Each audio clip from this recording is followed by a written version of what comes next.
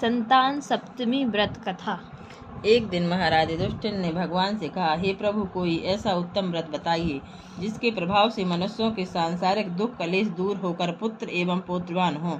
यह सुनकर भगवान बोले, हे राजन, तुमने बड़ा ही उत्तम प्रश्न किया है। मैं तुमको एक पौराणिक इतिहास सुनाता हूँ, ध्यान पूर्वक सुनो। एक समय श्री लोमस ऋषि ब्रजराज की मथुरापुरी में वसुदेव देवकी के घर गए। ऋषिराज को आया हुआ देख करके दोनों अत्यंत प्रसन्न हुए तथा उनको उत्तम आसन पर बैठाकर उनकी अनेक प्रकार से वंदना तथा सत्कार किया। फिर मुनि के चरणोदक से अपने घर तथा शरीर को पवित्र किया। मुनि प्रसन्न होकर उनको कथा सुनाने लगे।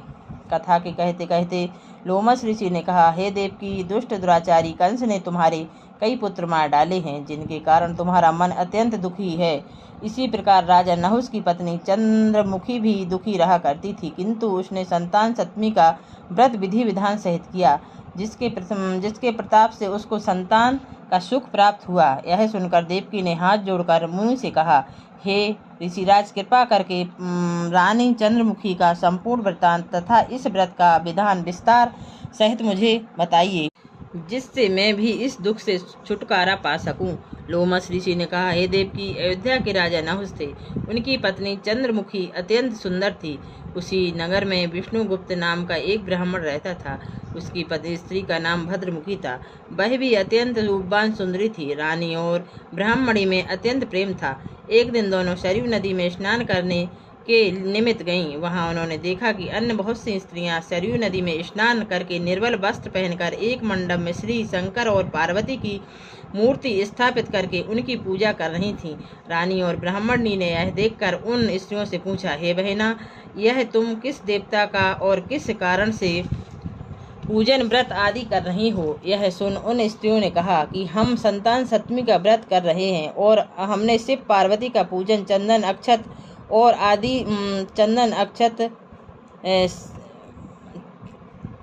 अक्षत आदि से षोडशोपचार से विधि से किया है। यह सब इसी पुनीत व्रत का विधान है। यह सुनकर रानी और ब्राह्मणी ने भी इस व्रत के करने के मन ही मन संकल्प किया और घर वापस लौट आईं। ब्राह्मणी भद्रमुखी तो इस व्रत को नियम पूर्वक करती रही, किंतु रानी राजमत के कारण इस व्रत को कभी करती कभी भूल जाती। कुछ समय बाद यह दोनों मर गईं। दूसरे जन्म में रानी ने बदरिया और ब्राह्मणी ने मुर्गी की योनि पाई। इधर ब्राह्मणी मुर्गी की योनि में भी कुछ नहीं भूली और भगवान शंकर तथा पार्वती जी का ध्यान करती रही। उधर रानी बदरिया की योनि में भी सब कुछ भूल गई। थोड़े समय के बाद इन दोनों ने यह देह भी त्याग दी। अब तीसरा जन्म फिर मनुष्य योनि में हुआ। उस ब्राह्मणी ने तो एक ब्राह्मण के यहाँ कन्या के रूप में जन्म लिया तथा रानी ने एक राजा के यहाँ राजकन्या के रूप में जन्म लिया। उस ब्राह्मण कन्या का नाम भूषण देवी रखा गया तथा विवाह योग्य होने से उसका विवाह गोकुल निवासी अग्नि झील नामक ब्राह्मण से कर दिया। भूषण देवी इतनी सुंदर थी कि वह आभूषण रहित होते हुए भी इतनी सुंदर लगती थी कि पत्नी रति भी उसके सम्मुख लजाती थी। भूषण देवी अत्यंत सुंदर गुण संपन्न चंद्रमा के समान धर्मवीर कर्मनिष्ठ सुशील एवं स्वभाव वाले 8 पुत्र उत्पन्न हुए। यह शिव के व्रत का ही पुनीत फल था। दूसरी ओर शिव विमुख रानी के गर्भ से कोई भी पुत्र नहीं हुआ और निसंतान दुखी रहने लगी। रानी और ब्राह्मणी में जो प्रीति पहले जन्म में थी वह अब भी बनी रही। रानी जब वृद्धावस्था को प्राप्त होने लगी तब उसके यहाँ एक गूंगा व बहरा तथा बुद्धिहीन अल्प आयु वाला एक पुत्र हुआ और वह 9 वर्ष की आयु में इस क्षण भंगुर संसार को छोड़कर चला गया। अब तो रानी पुत्र शोक से अत्यंत दुखी व्याकुल रहने लगी। देवयुग से भूषण देवी ब्राह्मणी रानी के यहाँ अपने सब पुत्रों को लेकर पहुंची। रानी का हाल सुनकर उसे भी बहुत दुख हुआ, किंतु इसमें किसी का क्या बस है। कर्म और प्रारब्ध के लिखे को स्वयं ब्रह्मा नहीं मिटा सकते। रानी कर्म युक्त भी थी, इसी कारण उसे यह दुख देखना पड़ा। इधर रानी उस ब्राह्मणी के इस वैभव और 8 पुत्रों को देखकर उससे मन ही मन ईर्ष्या करने लगी तथा उसके मन में पाप उत्पन्न हुआ। उस ब्राह्मणी ने रानी का संताप दूर करने के निमित्त अपने 8 पुत्र रानी के पास छोड़ दिए। रानी ने पाप के वशीभूत होकर उन ब्राह्मण पुत्रों की हत्या करने के विचार से लड्डू में विष जहर मिलाकर ब्राह्मण पुत्रों की हत्या करने के विचार से लड्डू में विष जहर मिलाकर उनको खिला दिया, परंतु भगवान शंकर की कृपा से एक भी बालक की मृत्यु नहीं हुई। यह देखकर तो रानी अत्यंत ही आश्चर्यचकित हो रह गई और इस रहस्य को पता लगाने के लिए मन ही मन ठान लिया। भगवान की पूजा सेवा से निवृत्त होकर जब भूषण देवी आई तो रानी ने उससे कहा कि मैंने तो तेरे पुत्रों को मारने के लिए इनको जहर मिले लड्डू खिला दिए, किंतु इनमें से एक भी नहीं मरा। तूने ऐसा कौन सा दान पुण्य व्रत किया जिसके कारण तेरे पुत्र भी नहीं मरे और तू नित्य नए नए सुख भोग रही है? तू बड़ी सौभाग्यवती है। इस सब का भेद तू मुझे निष्कपट होकर समझा, मैं तेरी ऋणी रहूंगी। रानी के ऐसे दीन वचन सुनकर भूषण ब्राह्मणी कहने लगी, हे रानी सुनो, तुमको 3 जन्म का हाल कहती हूँ, सो ध्यान पूर्वक सुनना। पहले जन्म में तुम राजा नहुस की पत्नी थी और तुम्हारा नाम चंद्रमुखी था, मेरा नाम भद्रमुखी था और मैं ब्राह्मणी थी। हम दोनों अयोध्या में रहते थे, मेरी तुम्हारी बड़ी प्रीति थी। एक दिन हम दोनों सरयू नदी में स्नान करने गए और दूसरी स्त्रियों को संतान सप्तमी का उपवास शिवजी की पूजा अर्चन करते देखकर हमने दोनों ने भी इस व्रत को करने की प्रतिज्ञा की थी। तुम तो राजमत के कारण सब भूल गई और झूठ बोलने का तुमको दोष लगा, जिसे तुम आज भी भोग रही हो। मैंने इस व्रत का आचार विचार सहित नियम पूर्वक सदैव किया और आज भी करती हूँ। दूसरे जन्म में तुम्हें बनरिया की योनि मिली तथा मुझे मुर्गी की योनि मिली।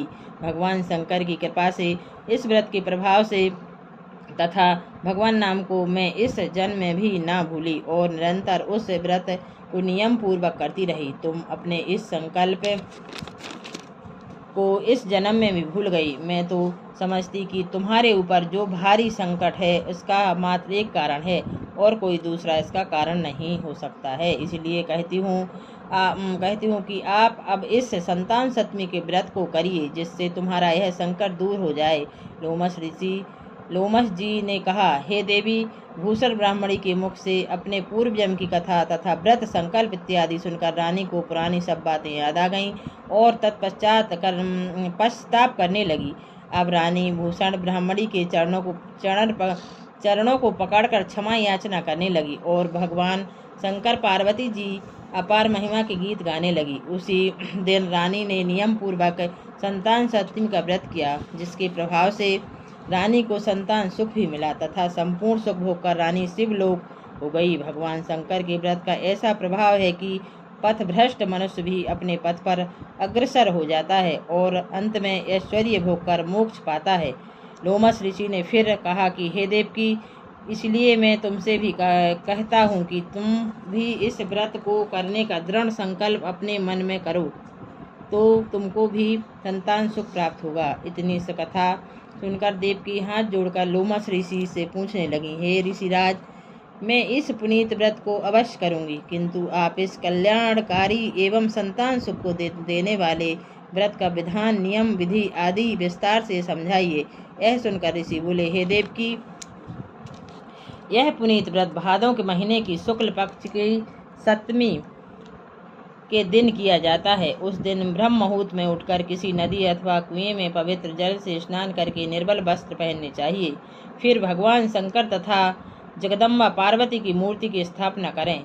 इन प्रतिमाओं को सम्मुख सोने चांदी के तारों का अथवा रेशम का एक गड़ा बनाएं। उस गड़े में 7 गांठें लगानी चाहिए। इस गड़े की धूप दीप अष्टगंध से पूजा करके अपने हाथ में बांधें और भगवान शंकर से अपनी कामना सफल होने की शुद्ध भाव से प्रार्थना करें। तदंतर 7 कुएं बनाकर भगवान को भोग लगाएं और 7 कुआ एवं यथाशक्ति सोने चांदी की एक अंगूठी बनवाकर इस सबको एक तांबे के पात्र में रखकर और उनका षोडशोपचार से विधि से पूजन करके किसी सदाचार धर्मनिष्ठ कर्मनिष्ठ सत्पात्र ब्राह्मण को दान में दे देवें। उसके पश्चात 7 कुआ स्वयं प्रसाद ग्रहण करें।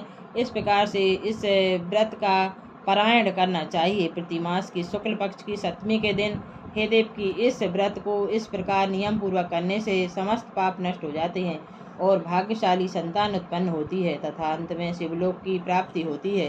हे देव की मैंने तुमको संतान सप्तमी का व्रत संपूर्ण विधान सहित विस्तार पूर्वक वर्णन कर दिया है। इसको अब तुम नियम पूर्वक करो, जिससे तुमको उत्तम संतान की प्राप्ति होगी। इतनी कथा कहकर भगवान आनंद कंद श्री कृष्ण ने धर्म अवतार युधिष्ठिर से कहा कि लोमस जी ऋषि इस प्रकार हमारी माता को शिक्षा देकर चले गए। ऋषि की कथा अनुसार हमारी माता देवकी ने इस व्रत को नियम पूर्वक किया, जिसके प्रभाव से हम उत्पन्न हुए। यह व्रत विशेष रूप से स्त्रियों को तो कल्याणकारी है ही, परंतु पुरुष को भी समान रूप से कल्याणकारी है। संतान सुख देने वाला, पापों का नाश करने वाला यह उत्तम व्रत है, जिसे स्वयं भी करें तथा दूसरों से भी कराएं। नियम पूर्वक जो इस व्रत को करता है और भगवान शंकर एवं पार्वती की सच्चे मन से आराधना करता है, वह निश्चय ही अमर यश प्राप्त करके अंत में शिवलोक को प्राप्त होता है।